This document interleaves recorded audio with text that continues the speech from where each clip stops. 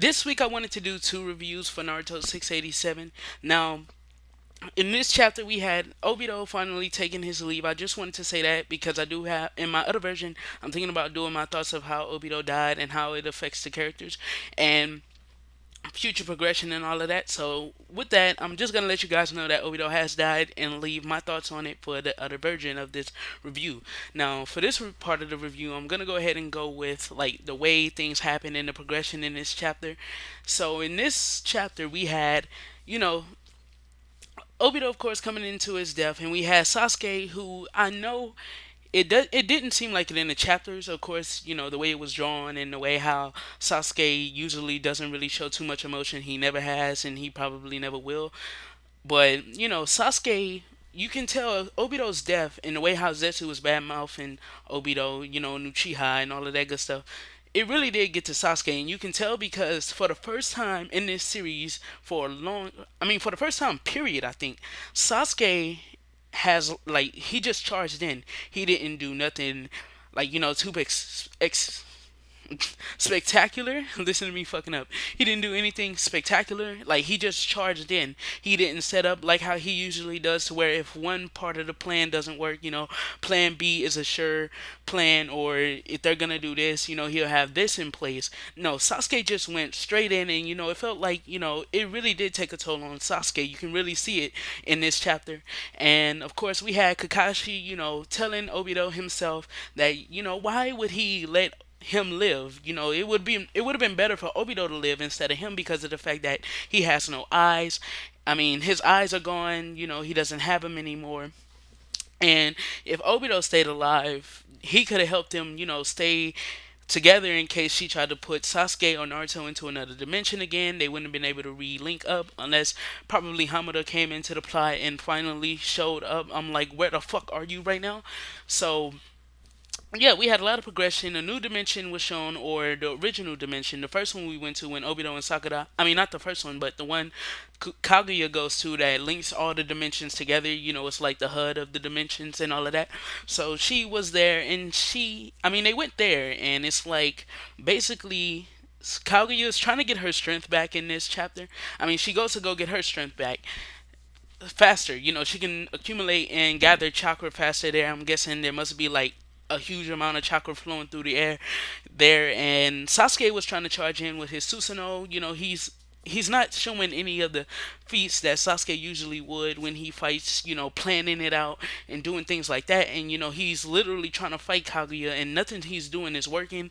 And he's just trying as hard as he can. He even like it was like Sasuke felt it when he looked back in shock when he saw Obito in nothing but a crumble of ashes and crumble into ashes, and it affects Sasuke, and that's like another dominant part of this chapter. And another dominant part was of course Naruto's um feelings and everything, how it came into impact, and I mean how it impacted this chapter. And Naruto was basically about to come to tears with the whole thing. And then Zetsu, of course, had to open his mouth. He's always talking shit, yet he doesn't do a damn thing.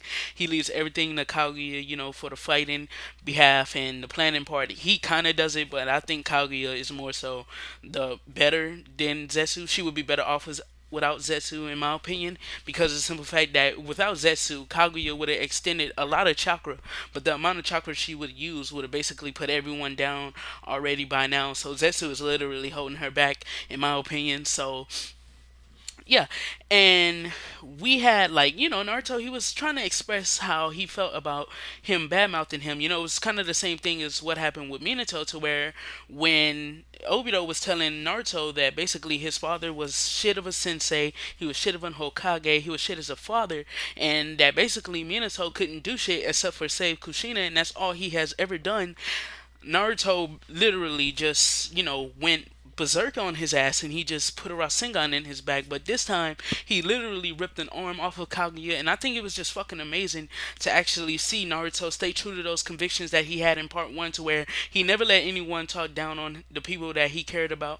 And of course, Obito became one of the people he cared about slowly but surely as Obito went through this series, making sure that as Obito became good again, you can say, or as Obito became kind of in between, but more towards helping Naruto out and saving the world. He literally felt like he respected Obito because of the fact that they shared the same type of dreams. Even Obito admitted it. They're basically the same person, and that's exactly what I was trying to say in 680 in my 686 review. That Obito was basically Naruto, but had Naruto lost his way and didn't have all of those people there for him to keep him on his path, and that's exactly what Obito stated this chapter, and it really felt nice. And coming into this new dimension, I'm really frantic to see like what is Kaguya gonna do. What is she like? I'm anxious about it. What is she gonna do now? They're in this dimension where Zetsu stated that chakra can be refilled there like fast as hell. Are we gonna see Kaguya bust out even more shit, like some black holes or some shit? Like, I'm hoping that when these dimensions finally go away, it's because of something Kaguya has done and not something that Naruto, Sasuke, Sakura, and Kakashi has done. Because I literally want to see her do some shit like destroy a complete dimension or some shit like that. But that's the end of this chapter review. Just to keep it short, those were the things that happened in this chapter. How I feel about them, personally, to me, they were a 10 out of 10. Now, version 2 is going to take you into more depth on why I feel this way, because, version 2 of this chapter review is like basically my thoughts on everything in full detail. Right now, I'm just giving you like the gist of it because of the simple fact that I wanted to make sure that you guys got everything. Because when I had recorded version 2 was recorded first. And when I recorded version 2, I went back and I read the chapter again. And, I started to realize a lot more things was going on. And this chapter was a 10 out of 10 to me once again. So thank you guys for tuning into version 1. Please go ahead and check out version 2. I will have it in an annotation in this video for you to jump right to it and actually get to it. Now, remember, version 2 was recorded first. So it is going to seem like, that's my definitive review of this chapter. So go ahead and go check that out. Leave a like there or leave a like here. If you leave a like on either one of these videos or hit that subscribe button, I will be very grateful to you. Thank you for checking out this chapter review, because I know there's plenty of other reviewers on here on YouTube that genuinely reviews Naruto in a good manner, doesn't talk shit about the series, and you could have always been there on one of their reviews. So I'm very grateful to you for even checking out my review. So peace the heck out.